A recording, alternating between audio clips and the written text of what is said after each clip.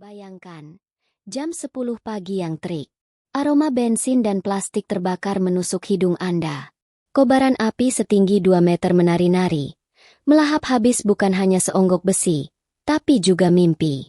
Di sana, di pinggir jalan yang ramai, seorang pria parubaya hanya bisa terdiam, menyaksikan semua yang ia miliki ludes jadi abu. Bukan sekadar motor, bukan cuma paket, tapi hidupnya hangus dalam hitungan menit.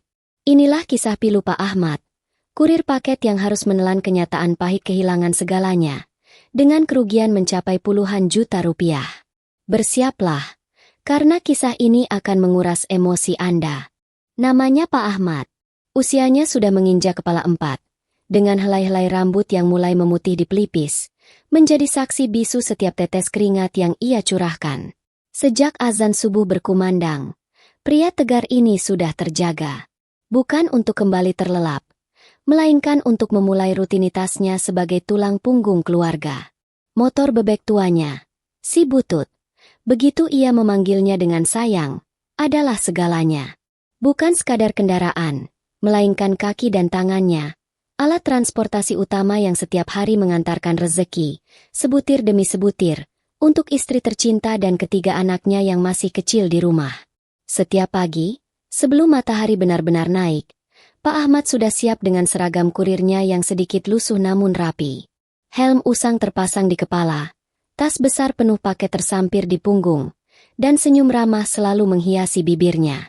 Ia adalah pahlawan tak terlihat bagi ratusan orang di kota ini. Ia bukan mengantar sekadar barang, tapi mengantar harapan, kegembiraan, dan kebutuhan mendesak. Dari paket pakaian yang dinanti-nanti, hingga makanan beku yang harus segera sampai, semua ia jamin tiba tepat waktu, tak peduli rintangan di jalan. Jalanan adalah kantornya. Dari ganggang sempit yang hanya bisa dilalui motor, hingga jalan raya padat yang dipenuhi kemacetan, semua sudah ia hafal di luar kepala. Hujan lebat yang membasahi sekujur tubuhnya, terik matahari yang membakar kulitnya, bahkan ban bocor di tengah jalan yang sepi, tak pernah menyurutkan semangatnya. Ia pernah terjatuh karena jalan berlubang, pernah dimarahi pelanggan yang tidak sabar, namun tak sekalipun ia menyerah. Baginya, setiap paket yang berhasil diantar adalah senyum di wajah pelanggan, dan yang terpenting, senyum di wajah keluarganya di rumah. Gaji bulanan yang ia terima memang tak seberapa, jauh dari kata mewah. Namun, uang itu selalu cukup untuk menyambung hidup, membeli susu untuk anak bungsunya yang masih balita, dan sesekali, sedikit lauk istimewa agar keluarganya bisa menikmati makanan enak. Hidup Pak Ahmad adalah potret perjuangan jujur, penuh dedikasi, dan rasa syukur yang tak pernah putus. Ia percaya, rezeki tak akan kemana, asalkan terus bergerak, berusaha, dan berdoa. Ia selalu mengajarkan anak-anaknya tentang pentingnya kerja keras dan kejujuran, karena itulah bekal paling berharga dalam hidup. Tak pernah terpikir sedikit pun di benaknya, bahwa hari yang cerah ini, hari yang dimulai dengan semangat dan harapan, akan menjadi hari terburuk dalam hidupnya.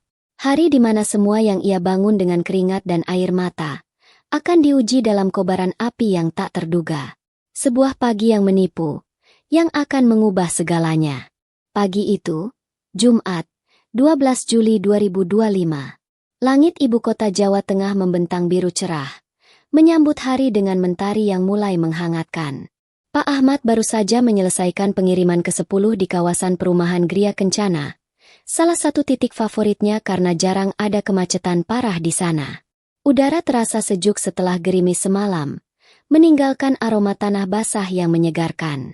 Ia memarkir, si Butut, sejenak di depan sebuah gerbang minimalis, meraih botol air mineral dari saku tasnya, dan menenggak isinya perlahan, menikmati jeda singkat sebelum kembali ke medan juang. Setelah melepas dahaga, ia memeriksa daftar pengiriman berikutnya di ponsel pintarnya yang sudah agak usang. Rute sudah ia hafal di luar kepala. Area berikutnya adalah deretan ruko dan kantor kecil di sepanjang Jalan Raya Soekarno-Hatta. Sekitar 20 paket lagi harus ia antarkan sebelum jam makan siang. Target yang cukup realistis mengingat kelancaran pengiriman sejauh ini. Semuanya berjalan mulus, tanpa kendala berarti. Bahkan, ia sempat bercanda sebentar dengan salah satu pelanggan yang ramah, Seorang ibu-ibu yang memberinya sepotong kue. Sebuah pagi yang sempurna. Tak ada awan mendung, baik di langit maupun di hatinya. Pak Ahmad kembali melaju, membelah kepadatan lalu lintas pagi. Ia melewati deretan toko, kendaraan pribadi, dan bus kota yang berjejer rapi. Di tengah hiruk-pikuk suara mesin dan klakson, tanpa disadari, ada yang mulai tidak beres. Bau sangit tipis mulai tercium, samar-samar, bercampur dengan asap knalpot kendaraan lain di sekitarnya. Mungkin, pikirnya, itu hanya bau dari truk tua di depanku. Sebuah pemikiran yang sangat wajar, karena di jalanan Jakarta, bau aneh dari kendaraan lain adalah hal yang lumrah. Sedikit pun tidak ada firasat buruk yang menghinggapinya. Benaknya hanya fokus pada tujuan selanjutnya, pada senyum pelanggan yang akan menerima paketnya, dan pada rezeki yang akan ia bawa pulang. Ia terus melaju. Kilometer demi kilometer berlalu, dan bau sangit itu kembali tercium. Kali ini sedikit lebih kuat.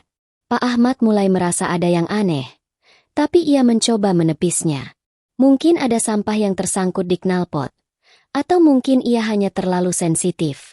Namun, tak lama setelah itu, dari bawah jok motornya, tepat di mana mesin bekerja, ia melihat kepulan asap putih yang sangat tipis, nyaris tak terlihat. Hanya sepersekian detik. Lalu asap itu hilang ditelan angin dan kecepatan motor.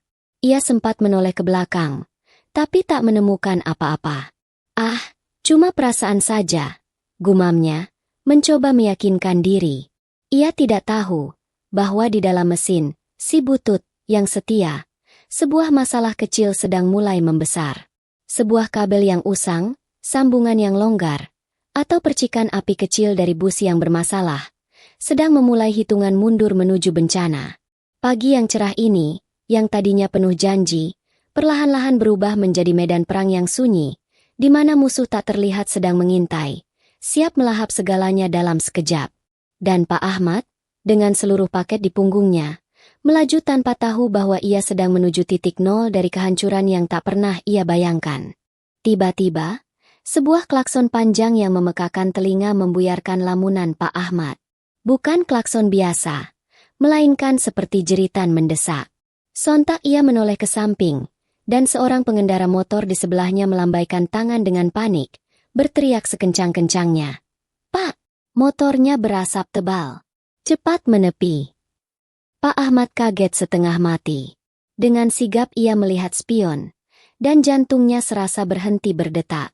Benar saja, kepulan asap putih tebal membumbung tinggi dari bagian bawah motornya, tepat di bawah jok yang ia duduki.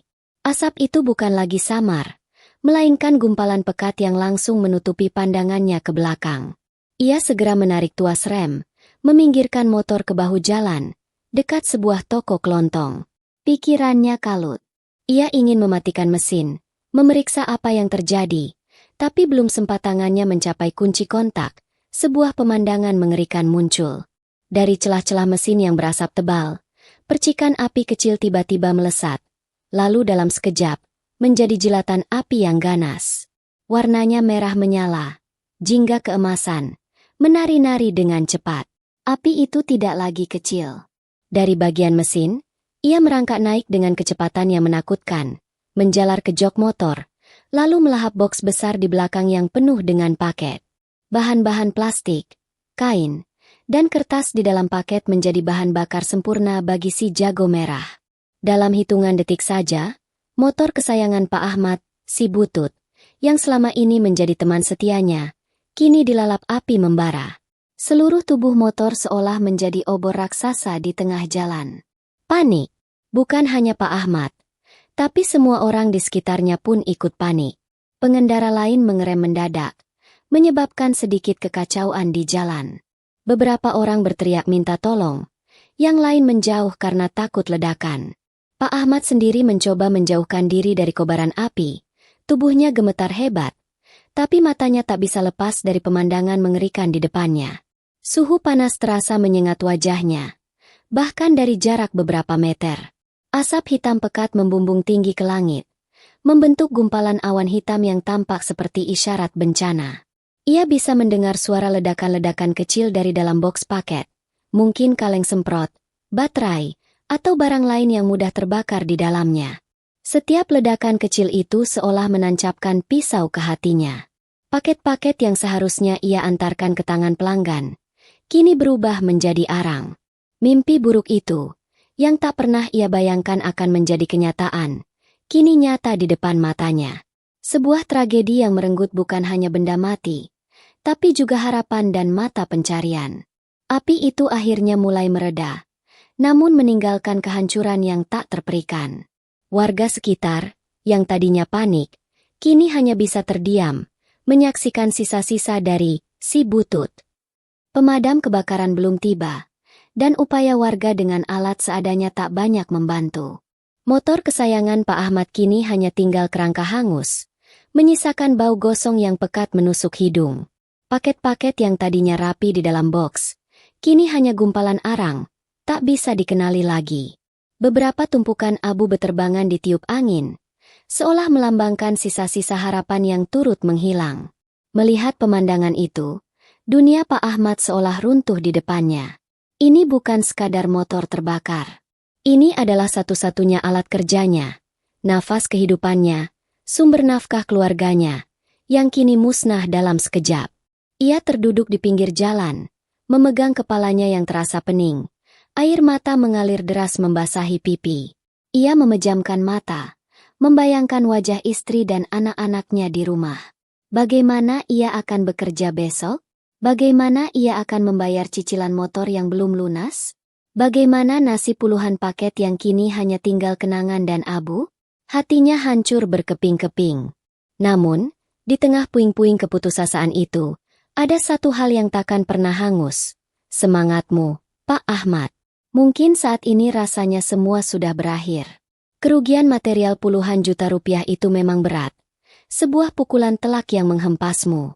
Tapi ingatlah, Pak, semangat juangmu, dedikasimu, dan cintamu pada keluarga adalah aset yang tak ternilai, yang tak bisa dibakar api manapun.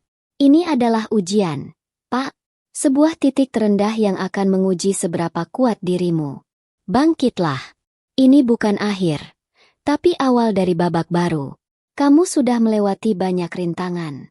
Kamu akan melewatinya lagi. Percayalah, selalu ada jalan setelah badai.